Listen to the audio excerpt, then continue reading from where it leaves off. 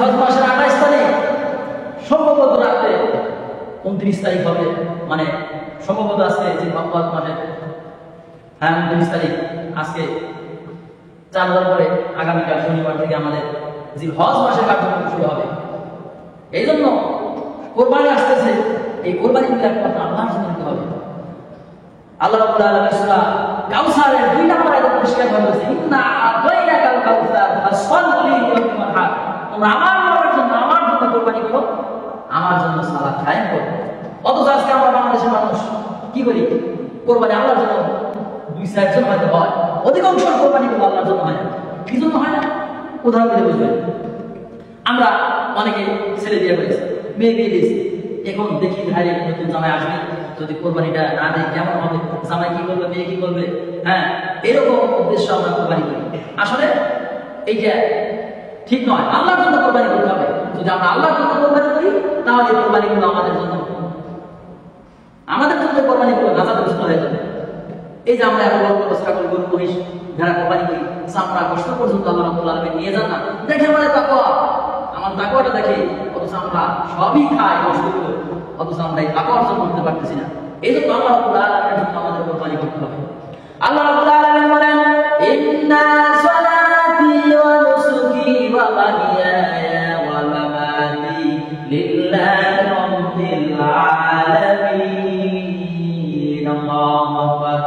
মুসলমান ভাইরা আমার, নিশ্চয় নামাজ, নিশ্চয় কোরবানি, আমার জীবন মরণ বেঁচে থাকা সব কিছু আমরা আল্লাহ পাকের জন্য। আল্লাহ পাকের জন্য বান্দা যখন কোরবানি করবে, সেই কোরবানি হতে পারে একটা ছাগল, হতে পারে একটা বকরি, হতে পারে একটা ভেড়া, হতে পারে অল্প, হতে পারে ছোট বস্তু, হতে পারে, কিন্তু নিয়মটা যদি সহি থাকে আমার আল্লাহ রাব্বুল আলামিনের দরবারে কোরবানি সঙ্গে সঙ্গে পৌঁছায় যাবে। কোরবানি গরু, ছাগল যেটাই বলেন না কেন, এটা জহরে করতে দেরি হবে। কোরবানি হবে ছুরি লাগাইবেন গলার সাথে, রক্ত বের হওয়ার আগে, রক্ত এমনকি রক্ত জমিনে পড়ার আগে আল্লাহ রাব্বুল আলামিনের দরবারে কোরবানিটা কবুল হয়ে যাবে, পৌঁছায় যাবে। সুবহানাল্লাহ। মুসলমান ভাইরা আমার, শুধু তাই নয়, হাবিলা তার জন্য কোরবানি করেছিল, কোরবানি কবুল হয় না, কবুল হয়েছিল। কাবিল কোরবানি করেছিল, কবুল হয় নাই। কিন্তু আজকে সমাজের ভিতরে এরকম দেখা নিদর্শন আল্লাহ রাব্বুল আলামিন রাখে নাই। যদি রাখতো তাহলে আমার অধিকাংশ কোরবানিগুলো জমিনে পড়ে থাকতো, কোনো প্রকার কবুলের আলামত পাওয়া যাইত না। আদম আলাইহিস সালামের সন্তান হাবিল কাবিল যখন তারা নিজের বোনকে বিয়া বন্ধনা হওয়ার জন্য যখন তারা যুদ্ধ লেগে গেলেন, লিপ্ত হয়ে গেলেন, তারা আল্লাহ রাব্বুল আলামিনের ফয়সালা হয়ে গেল, তোমরা কোরবানি করে দাও। সঙ্গে সঙ্গে হাবিলের কোরবানি কবুল হয়ে গেল। হাবিলের কোরবানি করে নাই, হাবিলের কোরবানি যায় বর্ষণ করে দাও, হাবিলের কোরবানি করে দিল, নিদর্শন স্বীকার করে দিল। আল্লাহর নবীর সন্তান যে কোরবানি চলে বর্ষণ হয়ে গেল, এইটা আল্লাহ পাকের দরবারে কবুল হয়েছে।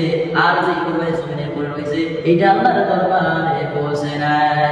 তাহলে দেখেন আজকে আমাদের দেশে কি হতো, কি হতো, কেমন হতো, কিন্তু আল্লাহ সেটা করেন নাই।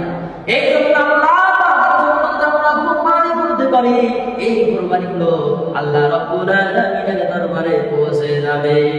এটা আমরা যে কাজ করি না কেন, সব আমাদের আল্লাহর জন্য হয়। আল্লাহ রাব্বুল আলামিন আমাদেরকে সহিভাবে কোরবানি করার তৌফিক দান করুন। আমরা দেখেন সামনে কোরবানি করি, যারা নামাজ পড়ে আসলে কোরবানি দেয়, কোরবানি কবুল হবে না। তবে হ্যাঁ, শর্ত হলো এখনো 10 দিন টাইম আছে। কি করবেন, যার সাথে কোরবানি ভাগে দিবেন, একটু ভালো মানুষ দেখবেন, যদি না হয় তাকে বুঝায় নামাজ জানেন, তারা তো অবৈধ কোনো কাজ করে, হারাম ব্যবসা করে, বুঝাই দিতে আপনি পারেন, এখানে আপনি মারতে সব হবে।